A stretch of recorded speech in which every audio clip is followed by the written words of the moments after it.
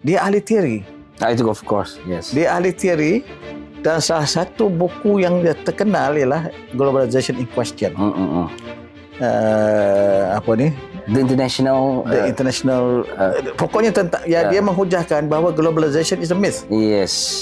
Apa yang ada ialah internationalization, pengantarabangsa. Dan tidak ada globalisasi.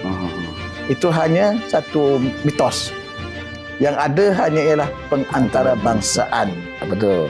Elias tu kita lihat mereka ni adalah pemikir-pemikir yang merungkai, menjelaskan fenomena dengan alat huraian yang bersesuaian, khususnya untuk tahu tentang manusia itu bagaimana tingkah lakunya.